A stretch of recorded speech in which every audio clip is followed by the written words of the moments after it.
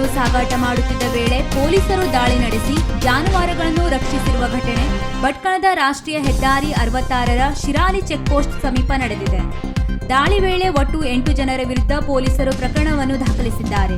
ಭಟ್ಕಳ ತಾಲೂಕಿನ ಯಲವಡಿ ಕವೂರು ನಿವಾಸಿ ರಮೇಶ್ ನಾಯ್ಕ್, ಹಾವೇರಿ ಜಿಲ್ಲೆಯ ಹಿರೇಕೆರೂರು ತಾಲೂಕಿನ ಚಾಲಕರಾದ ಚಿಕ್ಕೇರೂರು ಗ್ರಾಮದ ಕುಂಟಿಗುಡ್ಡ ನಿವಾಸಿ ಅಭಿಲಾಷ್ ರಮೇಶ್ ಸ್ವಾಮಿ ಹಿರೇಮಠ್ ಮತ್ತು ಯಮ್ಮಿಗನೂರು ನಿವಾಸಿ ಸುನಿಲ್ ಉಮೇಶಪ್ಪ ಮೇಗಳನಮನಿ, ಶಿವಮೊಗ್ಗ ಜಿಲ್ಲೆಯ ಶಿಕಾರಿಪುರ ತಾಲೂಕಿನ ಮಲವಳ್ಳಿಯ ರಾಘವೇಂದ್ರ ನಾಗರಾಜಪ್ಪ ಹಡಿಪದ್ ಹಾಗೂ ಯಮ್ಮಿಗನೂರು ಮತ್ತೋರ್ವ ಪ್ರಶಾಂತ್ ವಿದ್ಯಾಶಂಕರ್ ಹತ್ತಿ ದಾಳಿ ವೇಳೆ ಪೊಲೀಸರಿಗೆ ಸಿಕ್ಕಿಬಿದ್ದಿದ್ದಾರೆ.